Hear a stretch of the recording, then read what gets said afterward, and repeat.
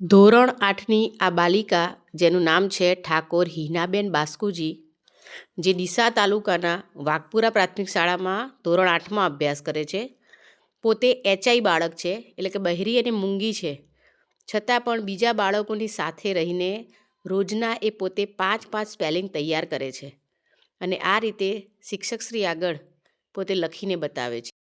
એની ભણવાની ધગશ પણ એટલી છે કે જો કોઈ દિવસ એને રજા રાખી હોય, એટલે કે ના આવી હોય, તો બીજા દિવસે એ 10 સ્પેલિંગ તૈયાર કરે છે. આગળના દિવસના 5 સ્પેલિંગ પણ એ મારી પાસેથી આવીને લઈ જાય છે. તો આ હિનાબેન બાસ્કુજી પોતે એચઆઈ હોવા છતાં પણ એની ભણવાની ધગશને ખરેખર સલામ છે. પોતે ગવર્મેન્ટ સ્કૂલમાં ભણે છે, નોર્મલ બાળકોની સાથે જ ભણે છે.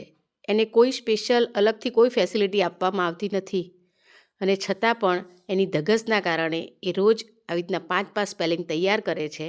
અને બીજું એક વસ્તુ કે એને અઠવાડિયા પછી પૂછવામાં આવે છે ને, તો એ આગળના કરેલા પણ એને યાદ હોય છે અને ફરીથી પણ આ રીતે લખીને મને બતાવે છે.